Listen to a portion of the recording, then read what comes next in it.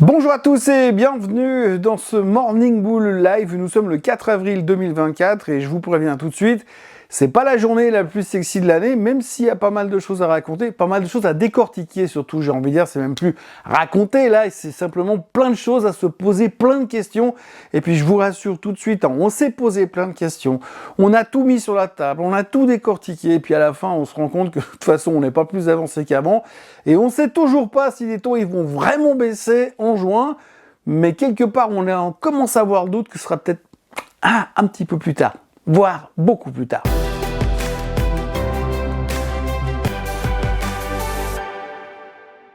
Donc, comme les choses ne changent pas, on continue toujours avec nos mêmes histoires. Tout d'abord, la question de savoir est-ce que les taux vont baisser, dans quelles conditions et pourquoi et comment. Et puis l'autre truc, c'est Tesla. Oui, Tesla, on parle toujours beaucoup de Tesla, parce que depuis qu'on s'est rendu compte que ça marchait plus aussi bien qu'à l'époque, eh bien, tout le monde est en train de revoir un petit peu son jugement. Alors, on va parler un petit peu de tout ça. On va commencer tout de suite avec les chiffres économiques. Hier, on a eu, bien sûr, pas mal de chiffres. En tout cas, il y a eu les chiffres de l'ISM non manufacturier. En gros, ça veut dire les services américains. Et on s'est rendu compte à l'intérieur de tout ça que on était en dessous des attentes. Donc on attendait une croissance au niveau des services américains et c'était en dessous des attentes. Donc c'était une bonne nouvelle parce qu'on s'est dit ah bah tiens, du coup Monsieur Powell il va pouvoir baisser les taux assez facilement. Et puis après on s'est rendu compte que oui, c'était en dessous des attentes, mais ça reste en dessus de 50, nettement en dessus de 50, donc ça veut dire que la croissance va être toujours là. Donc du coup on s'est dit ah ouais, mais c'est pas aussi négatif que ça, donc c'est pas sûr que ça suffise à baisser les taux. Résultat, on s'est dit qu'est-ce qu'on va faire? Et puis après on a dit bah on va regarder les chiffres ADP. Alors les chiffres ADP, je vous l'ai déjà dit, généralement on s'en tape complètement, mais là on les a regardés quand même, et encore une fois, bam, nettement en dessous des attentes, 30 ou 40 000 créations d'emplois supplémentaires dans le domaine privé. C'était pas du tout prévu. Donc du coup on se dit du coup, l'emploi, il va super bien. Et si l'emploi, il va super bien, c'est pas comme ça que Monsieur Powell, il va baisser les taux. Mais qu'est-ce qu'on fait alors? À l'autre côté, on a un chiffre qui nous dit que ça allait un petit peu moins bien que ce que ça allait bien il y a 2 jours avant. Par contre, de l'autre côté, on a l'emploi qui continue à aller un petit peu trop bien à notre goût. Résultat, pas suffisamment d'ingrédients pour mettre dans la marmite qui pourrait nous laisser supposer que potentiellement, eh bien, c'est bon, la baisse des taux, on leur a enjoint. Donc on s'est posé pas mal de questions. Et puis après, ce qui est assez intéressant, c'est que quand vous regardez un petit peu les expectations, les graphiques qui nous disent, regardez celui-ci, les graphiques qui nous disent ce qui va se passer, eh bien vous voyez que gentiment, aujourd'hui, les statistiques nous disent plus 3 baisses en 2024. Ils disent 2, ou 2,2 là pour être très précis. Alors je sais pas ce que ça représente, 2,2 baisse de taux d'intérêt.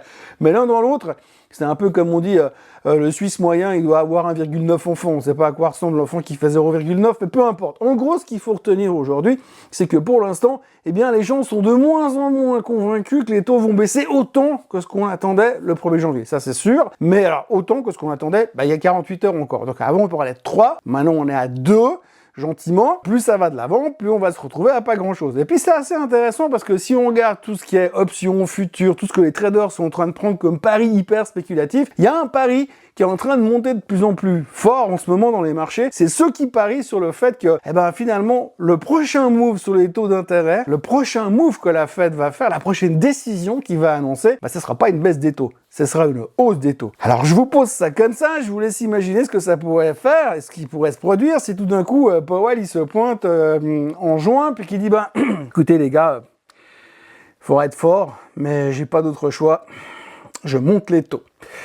Alors je vous dis pas l'été qu'on va passer s'il nous fait un truc comme ça au mois de juin. Pour l'instant on n'est pas là, mais il faut quand même noter que de plus en plus de personnes sont en train de se dire il est en train de nous préparer un truc et ça serait pas exclu que finalement on se fasse prendre à contre-pied et puis que cette baisse des taux qu'on attend depuis le 1er novembre se transforme en hausse des taux. C'est un pari qui est pris, c'est pas une certitude bien sûr, mais il faut savoir que ça plane quand même gentiment dans le marché et ça plane de plus en plus haut. De plus en plus de gens sont en train de parier là. En plus des chiffres économiques, hier on a eu des banquiers centraux, plein de banquiers centraux qui ont parlé. Alors dans l'ordre d'importance, on a eu Monsieur Powell qui a parlé. Alors Monsieur Powell, il a été très clair, il a parlé sur les taux, sur ce qui se passait au niveau de l'économie, sur comment il se sentait aujourd'hui, il est plutôt serein. Mais il y a une phrase qui est ressortie, c'est qu'il a dit « Je vous rassure, les taux vont baisser ». Et puis il a complété sa phrase, il a dit mais pas tout de suite. Donc en gros, il botte en touche, il sait qu'à un moment donné, il va devoir baisser les taux. Par contre, pour l'instant, il sait aussi, et il l'a dit hier soir, qu'il fallait pas rêver que s'il les baissait trop vite, il risquait de favoriser le redémarrage de l'inflation. Et ça, on veut pas. Résultat, oui, on baissera les taux, mais pas tout de suite. A priori, on les baissera quand même en 2024. mais pas tout de suite. Et puis, puisque M. Powell laissait entendre qu'il baisserait quand même, dans la foulée, on a eu M. Bostic, qui était le deuxième plus important banquier central à écouter hier. Et M. Bostic, il a cette particularité qu'à chaque fois qu'il parle, il dit « Oui, les taux baisseront 3 fois, mais plus tard ». Et puis chaque fois, on a l'impression qu'il repousse son plus tard. Avant, c'était plus tard, à la fin du premier trimestre. Puis après, c'était plus tard, à la fin du deuxième trimestre. Et puis après, c'était plus tard, dans le courant du troisième trimestre. Puis hier soir, c'était plus tard, mais à partir du quatrième trimestre. Donc le quatrième trimestre, on a pris nos agendas, ça fait octobre, novembre, décembre. Hein, donc 3 meetings de la Fed, ce qui voudrait dire qu'à partir d'octobre, bam, bam, bam, 3 meetings de suite pour avoir nos 3 baisses de taux qu'on nous a promis. Ah non, j'ai oublié, parce que maintenant les mecs, ils pensent qu'il n'y en aura plus que 2. Bref, ça veut dire qu'entre octobre, novembre et décembre, eh ben, il y aura potentiellement 2 baisses de taux. Enfin bref, M. Bostic a dit que les taux baisseraient, mais là non plus. Pas tout de suite. Alors le problème avec Bostic, c'est que si à chaque fois qu'il parle, il nous repousse la baisse des taux potentiels d'un mois, qu'il parle à peu près toutes les 3 semaines, vous faites le calcul, d'ici le mois de juin, il baisse les taux au mois de mars 2025. Donc voilà, si on doit résumer ce qui s'est passé hier par rapport à la macro, on n'est clairement pas plus avancé qu'avant, on sait clairement que les taux devraient baisser, mais l'horizon temps est de plus en plus flou. Je vous dis pas que gentiment la probabilité de voir les taux de baisser en juin, on en a parlé hier, mais ça continue à se réduire de plus en plus. Je pense qu'on est à quelques jours ou à quelques semaines de nous entendre dire ce sera plutôt après l'été. Hein, donc ça c'est une probabilité. Maintenant bien évidemment demain il y aura les NFP et les NFP peuvent tout changer. Hein. Si tout d'un coup on a moins 100 000 créations d'emplois, alors là forcément il faudra baisser les taux en urgence et tout peut changer. Mais a priori quand on voit les chiffres de l'ADP qui sont sortis hier soir, c'est peu probable que les NFP soient aussi faibles que ça. Donc on verra ça demain après-midi, ça sera la grande surprise, mais vous l'aurez compris, globalement, on est très concentré sur la macro, mais on est tellement concentré sur la macro qu'on en oublie pratiquement de faire bouger les indices, hein, parce que quand vous regardez les performances, il s'est quasiment rien passé, et pour la première fois depuis au moins une semaine, il n'y a pas eu de record historique sur les marchés boursiers, ni en Europe, et ni aux États-Unis. C'est moche quand même. Et puis alors, ce matin, je me suis levé, j'ai ouvert mon PC et j'ai regardé les articles de presse et je suis tombé sur un article qui était rédigé par l'équipe de Bank of America qui nous disait que, selon eux, et d'ici l'été, donc cet été, donc d'ici quand on va baisser les taux au mois de juin par là autour, le pétrole va prendre encore au moins 10%. Vous voyez, ça finit par venir. Ça fait des semaines que je vous dis attention, le baril est en train de monter, attention, le baril il casse les résistances. Et quand il va casser les résistances, il y a tout le monde qui va arriver en disant ouh, le baril il va beaucoup plus haut. Voilà, les premiers sont arrivés. Bank of America annonce 10% de hausse sur le baril d'ici l'été. On part de 92, 93, 94 dollars sur le WTI qui ce matin est à plus de 85 et des poussières. Donc la résistance, elle est poussée. Target prochain, c'est 90 dollars, ça semble plutôt évident.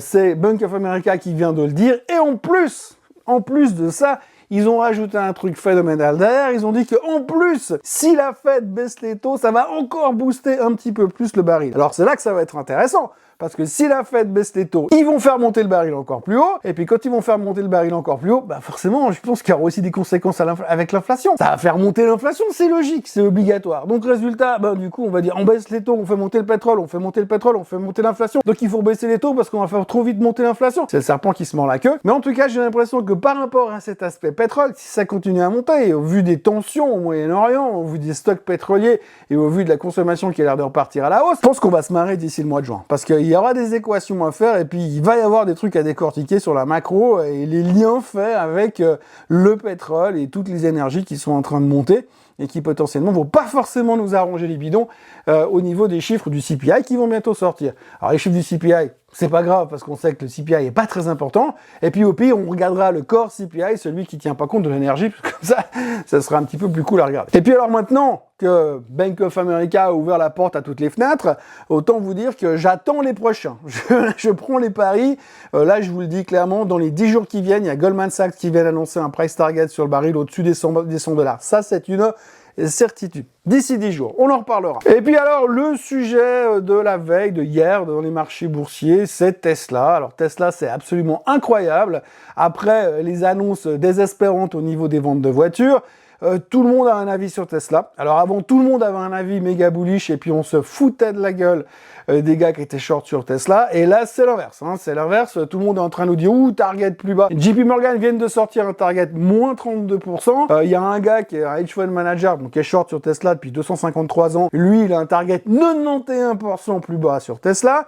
Et au milieu de tout ça, vous avez Madame Katie Wood qui est venue hier pour dire qu'il n'était pas temps de partir se réfugier sur les montagnes, tout allait bien, qu'il fallait racheter du Tesla parce que son target est confirmé, on va à 2000. Oui, $2000 sur Tesla, c'est le target de Madame Katie Wood. Alors elle vient avec des théories en disant que d'ici 2030, les robotaxis vont apporter tellement d'argent à Tesla que ça n'arrêtera plus jamais de monter. Les robotaxis, donc c'est les mêmes robotaxis que Musk nous bourre le mou depuis 5 ans, qui sont toujours pas arrivés, mais effectivement, le jour où ils arrivent, ça devrait leur apporter beaucoup d'argent et c'est pour ça que ça ira à $2000. On a le temps d'en reparler, je pense pas qu'on va se faire prendre à contre-pied là tout de suite, mais en tous les cas, pour le moment, ce qui est assez fou de constater, c'est que depuis des années, on nous dit « Oui, mais Tesla, c'est pas qu'une marque de voiture ». Eh ben, rassurez-vous, depuis 48 heures, c'est une marque de voiture. C'est un vendeur de bagnole et en plus, qui vend que des voitures électriques. Autrement, on notera encore que Madame Yellen est partie en balade en Chine. On notera que Google envisage de faire payer ses services de moteurs de recherche liés à l'intelligence artificielle. Alors ça, c'est super intéressant. Google n'a jamais fait payer ses moteurs de recherche de l'histoire. Et ce serait une révolution au niveau du business model de Google, mais probablement aussi au niveau du business model en général, parce que du coup,